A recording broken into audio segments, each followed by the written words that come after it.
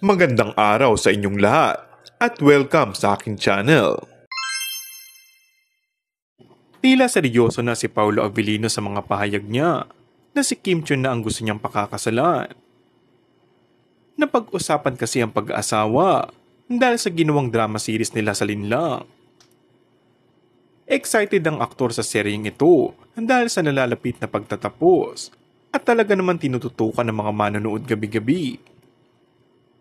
Kaya dahil sa pag-aasawa na ang pinag-uusapan, tinanong si Paolo kung naiisip na ba niya na si Kim na ang pakakasalan niyang muli kung sakaling may part 2 ang nasabing serye na Linlang.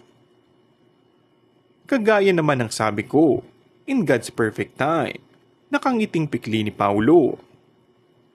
Si Kim ba ang wife material para sa kanya? Everything.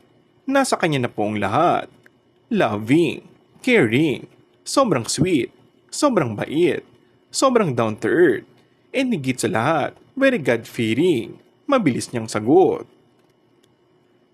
Positibo rin ang mga tagahanga ni na Paolo Abilino at Kim Chiu na mauuwi rin sa totohanan ng relasyon ng dalawa.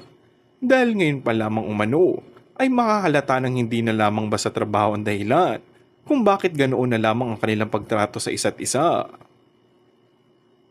Samantala, talagang namamayagpag ngayon ang tambalang Kim Chiu at Paolo Abilino dahil maging ang mga TFC subscribers ay hinihiling ang appearance ng dalawa dahil sa labis na kilig na pinapadama ng mga ito sa kanilang mga tagahanga.